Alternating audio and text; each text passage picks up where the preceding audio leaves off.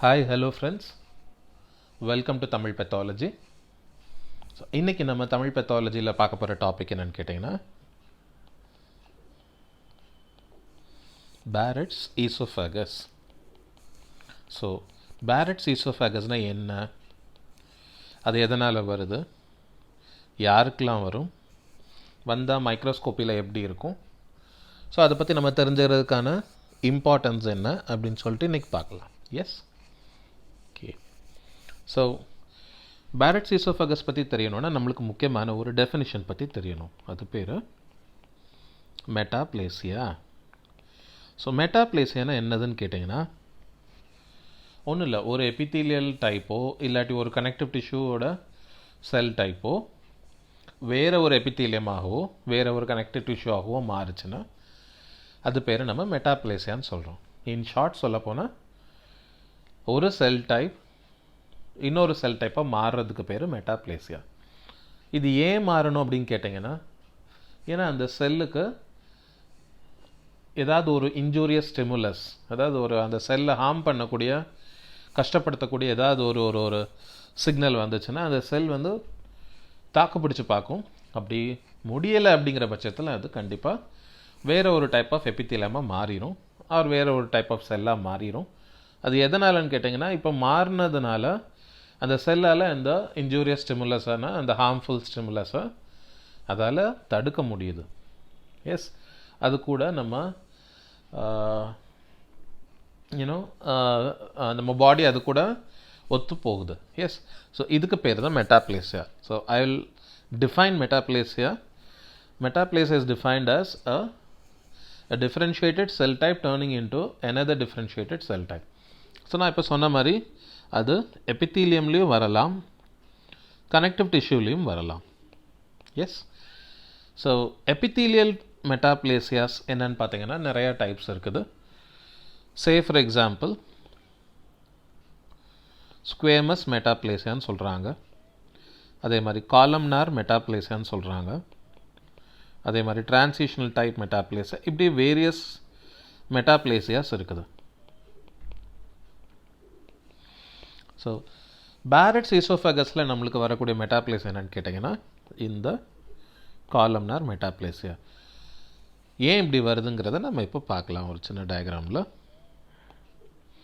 சே இதுதான் உங்களோட ஈசோஃபேகஸாக இருக்கட்டும், இதுக்கு கீழே உங்களோட ஸ்டமக் இருக்குதுன்னு வச்சுக்கோங்க. எஸ், ஸோ இந்த இடத்துக்கு பேர், அதாவது இங்கே இருக்கக்கூடிய இந்த இடத்துக்கு பேர் கேஸ்ட்ரோ ஈசோஃபேகியல் ஜங்ஷன்னு சொல்கிறாங்க.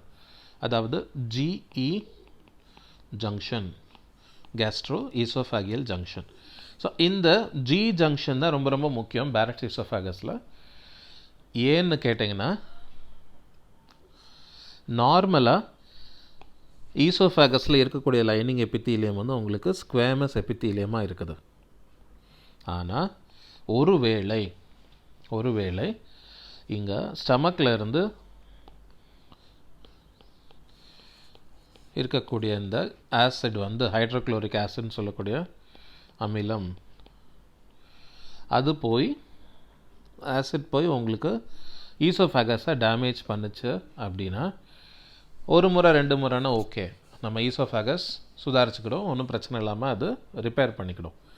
ஒருவேளை இது ரெகுலராக நடக்குது, திருப்பி நடக்குது அப்படிங்கிற பட்சத்தில் நம்ம ஈசோஃபேகஸ் என்ன ஆகுது, இந்த இடத்துல ஒரு விதமான எபித்தீலியமாக மாறுது. ஸோ இந்த என்டையர் ஏரியா இப்போ உங்களுக்கு வேறு மாதிரி ஒரு எபித்தீலியமாக மாறிடுது. இதுக்கு பேர் பேரட்ஸ் ஈசோஃபேகஸ்.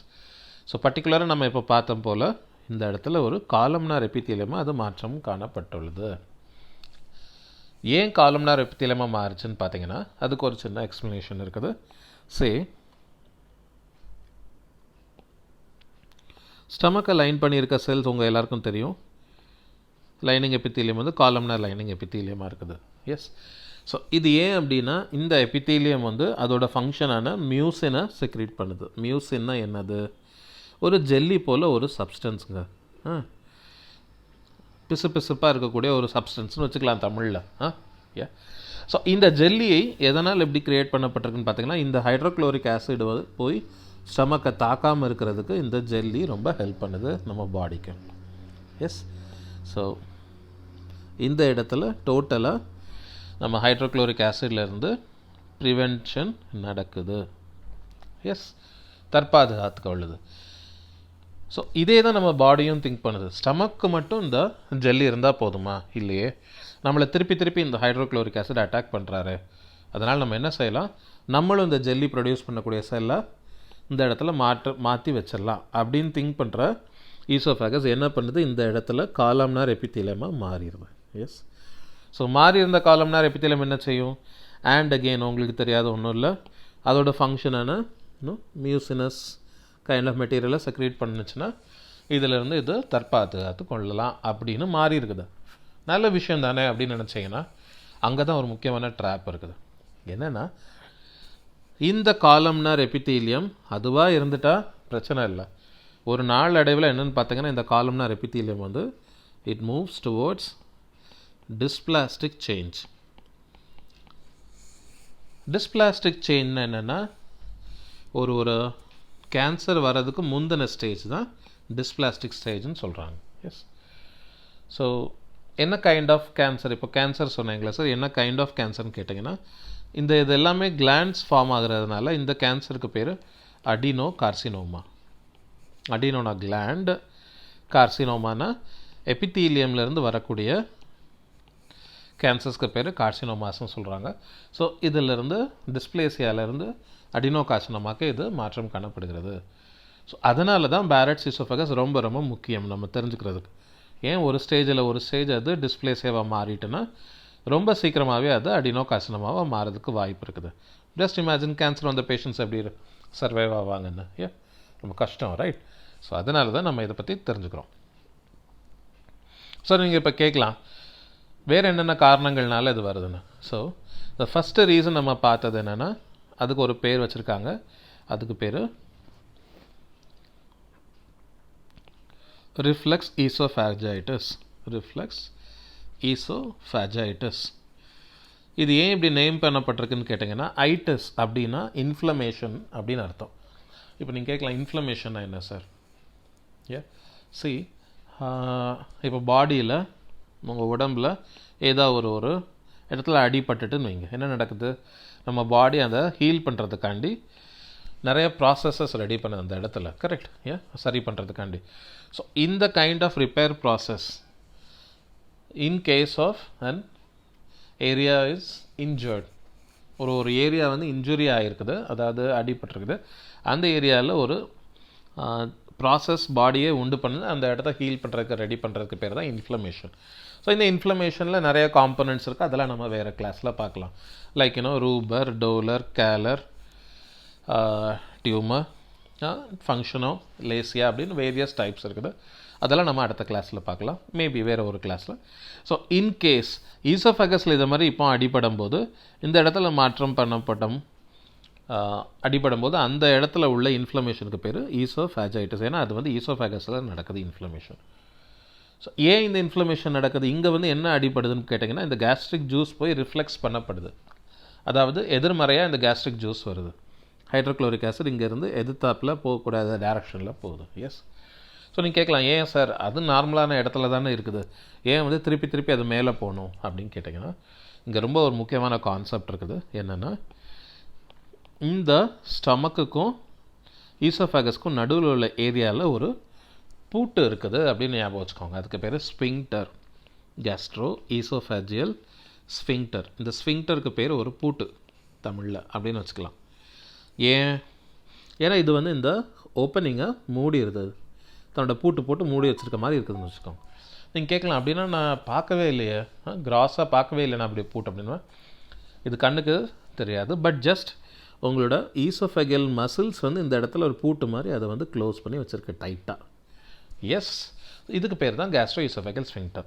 ஒருவேளை இந்த ஸ்ஃபிங்க்டரோட ப்ரெஷர் வந்து ரிலாக்ஸ் ஆகிட்டுனா, கம்மி ஆகிட்டுனா அப்படின்னு பார்த்தீங்கன்னா என்ன நடக்கும், இங்கேருந்து இந்த கேஸ்ட்ரிக் ஆசிட் இதை பியர்ஸ் பண்ணிவிட்டு உள்ளே போகும், ரைட்? ஸோ அங்கே தான் ரெண்டாவது காஸ் வருது. அது பேர் decrease in the pressure of the gastro oesophageal sphincter. Yes, இது ரெண்டாவது காஸ். மூணாவது காஸ் எதனால் பேரட்ஸ் ஈசோஃபேகஸ் வருதுன்னு பார்த்தீங்கன்னா, இதுவும் ஒரு இன்ட்ரெஸ்டிங்கான காஸ். நார்மலாக இப்படி இருக்குதுன்னு வச்சுக்கோங்க ஈசோஃபேகஸ். அந்த இடத்துல ஸ்டமக் ஜாயின் ஆகிற இடத்துல உங்களுக்கு அது டயஃப்ரமை பியர்ஸ் பண்ணிட்டு வருது. எஸ், டயஃப்ரம்லேருந்து இருக்கக்கூடிய ஒரு ஓப்பனிங் மூலமாக தான் ஈசோஃபேகஸ் வந்து ஸ்டமக்கில் கனெக்ட் ஆகிருக்கு. இது உங்கள் எல்லாருக்குமே தெரிஞ்ச விஷயம் தான், ரைட்? ஸோ நான் என்ன சொல்கிறேன், இங்கே இந்த இடத்துல ஒருவேளை இந்த டயஃப்ரமோட மசில் வந்து ஸ்ட்ராங்காக இல்லை அப்படின்னு பார்த்தீங்கன்னா என்ன நடக்கும், இங்கே இந்த ஹோல் வந்து ரிலாக்ஸ் ஆகிரும், இப்படி வந்துடும், ரைட்? ஸோ இப்படி வந்ததுனால இங்கேயும் அங்கேயும் மூவ் பண்ணிகிட்ருக்குமா அப்படின்னு கேட்டிங்கன்னா அதுதான் கிடையாது. இதிலேருந்து ஒரு வேறு மாதிரி ஒரு மாற்றம் நடக்குது. என்ன மாற்றம்னு பார்த்தீங்கன்னா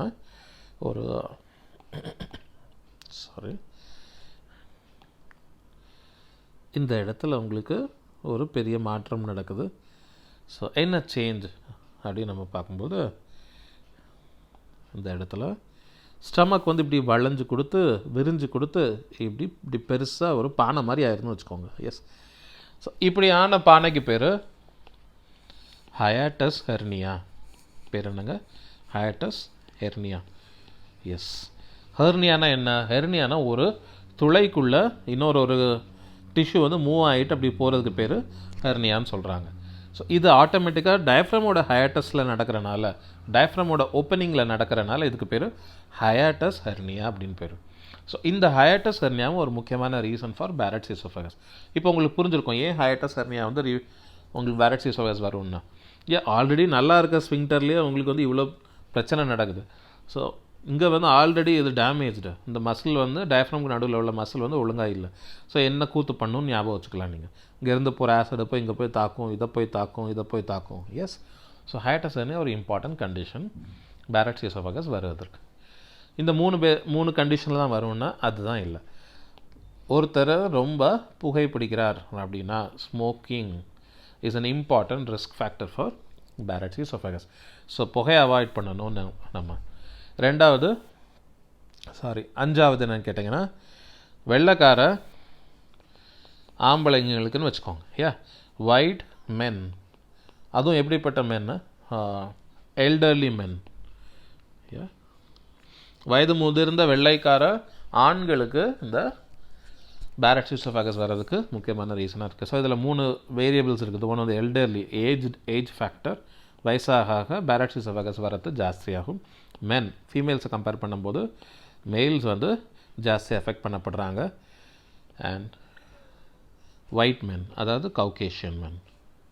எஸ், ஸோ இப்படி நம்ம வேரியஸ் காசஸ் இப்போ பார்த்தாச்சு. So having scene the causes, mechanism பார்த்ததுக்கப்புறம் நம்மளுக்கு என்ன வேணும்?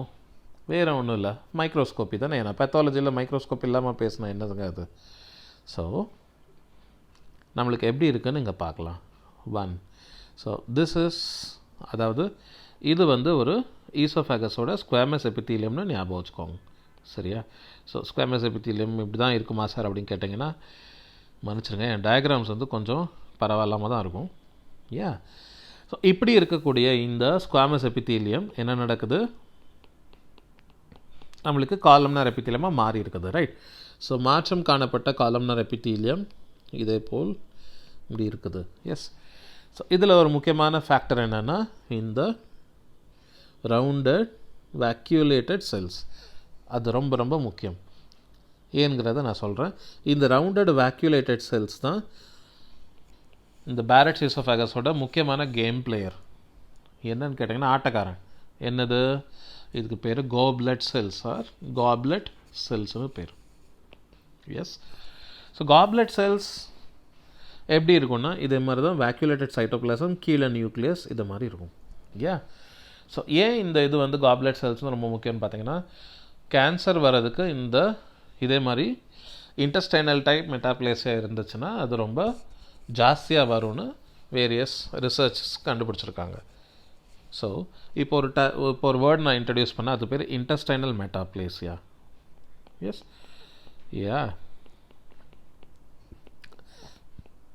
என்னன்னு கேட்டிங்கன்னா எனிவேஸ் காலம்னார் மெட்டாப்ளேசியாவை அது மாறுது நான் சொல்லிட்டேன், ரைட்?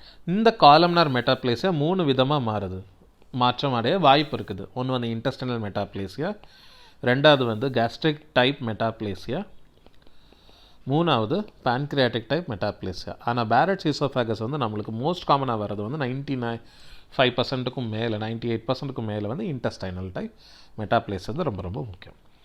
இந்த இன்டெஸ்டைனல் டைப் மெட்டாப்ளேசியாவை 2 வகையாக பிரிக்கலாம். அதாவது இன்கம்ப்ளீட் இன்டெஸ்டைனல் மெட்டாப்ளேசியா, கம்ப்ளீட் இன்டெஸ்டைனல் மெட்டாப்ளேசியான்னு 2ஆக பிரிக்கலாம்.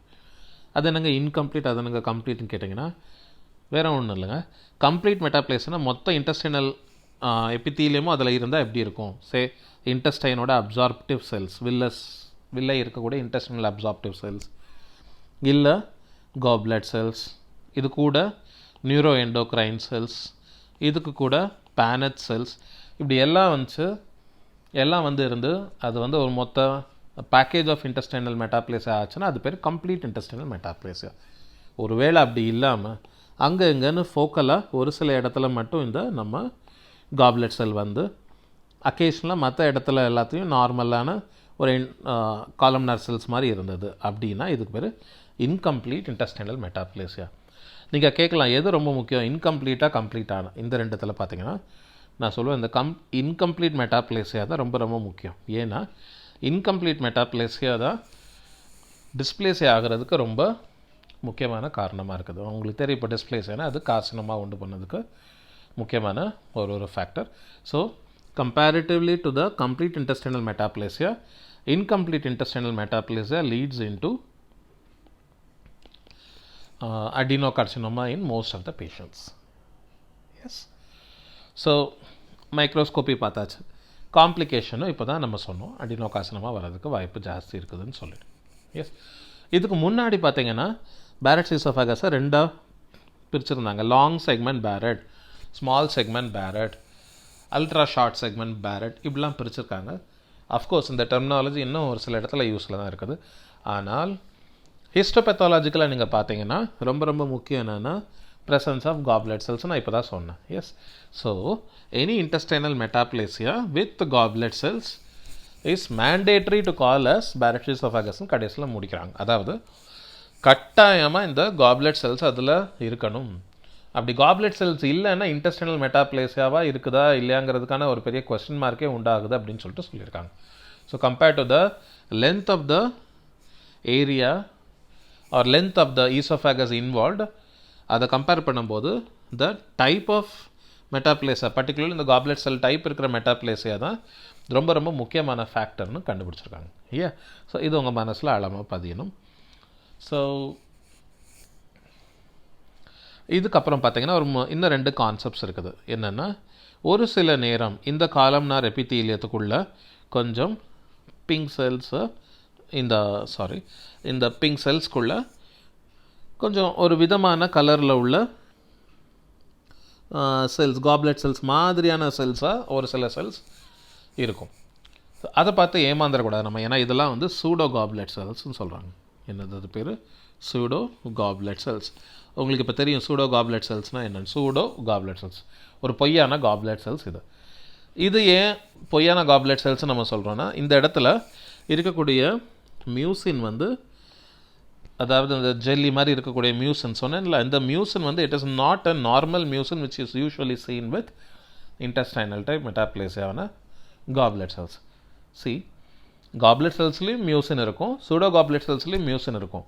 ஆனால் சூடோ காப்லெட் செல்ஸில் உள்ள மியூசின் வந்து நியூட்ரல் மியூசின்ஸ். இது ரொம்ப முக்கியம். ஆனால் காப்லெட் செல்ஸில் இருக்கக்கூடிய மியூசின் வந்து அசிடிக் மியூசின். இந்த அசிடிக் மியூசின் இருந்தால் தான் அதுக்கு பேர் வந்து காப்லெட் செல். வேறு மற்ற என்ன கைண்ட் ஆஃப் மியூசின் இருந்தாலும் அது காப்லெட் செல் கிடையாது, பொய்யான காப்லெட் செல் ஞாபகம் வச்சுக்கோங்க. ஸோ இந்த இடத்துல ஒரு பொதுவான ஒரு ஸ்டெயின் நம்மளுக்கு தேவைப்படுது. என்ன ஸ்டெயின்னு கேட்டிங்கன்னா அதுக்கு பேர் ABPAS, அதாவது ஆல்ஷியன் ப்ளூ பெர்ரையாடிக் ஆசிட் ஸ்கிஃப் ஸ்டெயினிங்னு சொல்கிறாங்க. ஆல்ஷியன் ப்ளூ அப்படிங்கிற ஸ்டெயின் பண்ணி பார்த்தீங்கன்னா உங்களுக்கு இந்த காப்லெட் செல்ஸ் வந்து பியூட்டிஃபுல்லான ப்ளூ கலரில் ஹைலைட் ஆகும். எஸ், சரௌண்டிங் ஏரியாலாம் வந்து உங்களுக்கு நார்மல் எபித்தீலியம் மாதிரி இருக்கும். But goblet cells are classically blue in colour in Alcian blue. Whereas in case அது சூடோ காப்லெட் செல்ஸாக இருந்ததுன்னா அப்படி அந்த கலர் அது எடுக்காது. மோரோவர் சரௌண்டிங் இன்டெஸ்டைனல் எபித்தீலியம் பார்த்தீங்கன்னா உங்களுக்கு இந்த பெரையாடிக் ஆசிட் ஸ்கிஃப்டில் உள்ள பிங்க் கலர் மாதிரி தெரியப்படும். எஸ், ஸோ இதுதான் உங்களுக்கு Barrett's esophagus-ஓட ஸ்பெஷல் ஸ்டெயின் சொல்கிறோம். because it is carrying some special merit for identifying the goblet cells and intestinal metaplasia. Yes, so இவ்வளோ தெரிஞ்சதுக்கப்புறம் நம்ம ஒரு சில முக்கியமான பிக்சர்ஸ் பற்றி பார்க்கலாம். காப்லெட் செல்ஸ் எப்படி இருக்கும், மைக்ரோஸ்கோப்பியில் அதில் எப்படி பிக்டோரியலை நம்ம ரெப்ரசன்ட் பண்ணுறாங்க அப்படின்னு நம்ம இப்போ பார்க்கலாம். எஸ், ஸோ இதுதான் உங்களுக்கு Barrett's esophagus. எப்படின்னு பார்த்தீங்கன்னா இந்த இடத்துல இருக்கிறது தான் ஸ்டமக், இது ஈசோஃபேகஸ், இது normal oesophagus, normal stomach. So ஒருவேளை இந்த இடத்துல இந்த ரவுண்டு போட்டிருக்காங்க பாருங்கள், இந்த ஸ்ஃபிங்டர் ஒழுங்காக வேலை செய்யலை அப்படின்னா, அந்த பூட்டு ஒழுங்காக வேலை செய்யலைன்னா இந்த ஆசிட் அப்படியே உள்ளே போய் அரிக்க ஆரம்பிச்சிருது. அரிச்ச ஆசிட் வந்து இதுதான் இந்த அரிப்பு ஏற்பட்ட இடம். ஓகே, இங்கே பார்த்தீங்கன்னா இதெல்லாம் நார்மல் மியூக்கோசா, ஈசோஃபேகஸோட நார்மல் மியூக்கோசா. ஆனால் உள்ளே இருக்கிற மியூக்கோசா வந்து செக்கச்சவையில் இருந்துச்சுன்னா அது வந்து காலம்னார் மெட்டாப்ளேசியா ஆயிருக்குது அப்படின்னு அர்த்தம். இங்கேயும் பார்த்தீங்கன்னா எப்படி டேமேஜ் இந்த சிவப்பாக இருக்கக்கூடிய ஏரியாவில் ஆயிருக்குது காலம்னார் மெட்டாப்ளேசியா. ஆனால் பிங்காக லைட் பிங்காக இருக்கக்கூடிய ஏரியா வந்து நார்மல் ஸ்குவேமஸ் மியூக்கோசா. ஆனால் இங்கே வந்து இது காலம்னார் மெட்டாப்ளேசியாவாக மாறி இருக்குது, ஸ்குவேமஸ் எபித்தீலியம். எஸ், ஸோ மைக்ரோஸ்கோப்பியில் இன்னும் டீட்டெயில்டாக பார்த்தீங்கன்னா உங்களுக்கு இது வந்து ஈசோஃபேகஸோட ஸ்குவேமஸ் எபித்தீலியம். இந்த இடம் ஃபுல்லாக உங்களுக்கு மெட்டாப்ளேசியா ஆன எபித்தீலியம். ஸோ இதிலேருந்து இது வரைக்கும் ஃபுல்லாக மெட்டாப்ளேசியா ஆன எபித்தீலியம். எப்படி சொல்கிறீங்கன்னா இன்டெஸ்டைனோட லைனிங் எபித்தீலியம் தெரியுது, இன்டெஸ்டைனலோட காப்லெட் செல்ஸ் இந்த ப்ளூ கலரில் அழகாக ஹைலைட் பண்ணப்பட்டிருக்குது. ஸோ கொஞ்சம் ஒரு சில இடத்துல வேக்யூலேட்டடாக இருக்குது, ஒரு சில இடத்துல லைட் ப்ளூவாக ஷேட்ஸாக இருக்குது. ஸோ இதெல்லாம் இருந்ததுன்னா இதுக்கு பேர் காப்லெட் செல்ஸ். அப்படின்னா இது வந்து இன்டெஸ்டைனல் மெட்டாப்ளேசியாவாக ஆகிட்டுன்னு அர்த்தம். ஸோ இது in other words it is Barrett's esophagus. நான் சொன்ன மாதிரி ஒரு சில நேரத்தில் ஸ்குவேமஸ் மியூக்கோசாவான ஈசோஃபேகஸ்க்கு பக்கத்தில் கார்டியாக் மியூக்கோசா என்டையராக ரீப்ளேஸ் ஆகிருக்கும். அப்படின்னா அந்த இடத்துல அதுக்கு பேர் கார்டியாக் டைப் மெட்டாப்ளேசியா இந்த Barrett's esophagus அப்படின்னு நம்ம சொல்கிறோம். எஸ், ஸோ இது தாங்க ஈசோஃபேகஸில் இருக்கக்கூடிய Barrett's esophagus-ங்கிற ஒரு முக்கியமான கண்டிஷன். ஹோப் உங்களுக்கு இதை பற்றி கொஞ்சம் இப்போ புரிஞ்சிருக்கும்னு நினைக்கிறேன். இன்கேஸ் ஏதாவது டவுட்ஸ்னால் கமெண்ட் பாக்ஸில் ரைஸ் பண்ணுங்கள். நான் முடிஞ்ச வரைக்கும் டைம் கிடைக்கும்போது அதை நான் கிளாரிஃபை பண்ணுறேன். எஸ், இது வரைக்கும் உங்களோட பேஷன்ஸ் அண்ட் லிசனிங்க்கு ரொம்ப ரொம்ப நன்றி. நம்ம எல்லா யூடியூப் சேனலும் எல்லோரும் சொல்கிறது தாங்க நானும் இப்போ சொல்ல போகிறேன். அப்படி சொல்கிறதில்ல, ஏன்டா இவ்வளோ நாள் இப்படி சொல்லிகிட்ருக்காங்கன்னு முன்னாடி தோணுச்சு. ஆனால் இப்போ அப்படி தோணலை. ஏன் தெரியுமா? தோணலை. ஸோ எல்லோரும் லைக் பண்ணுங்கள், கமெண்ட் பண்ணுங்கள், ஷேர் பண்ணுங்கள், சப்ஸ்கிரைப் பண்ணுங்கள், அந்த பெல் ஐக்கானையும் தட்டி விடுங்க. எஸ், நன்றி. Thank you. Thanks for every one.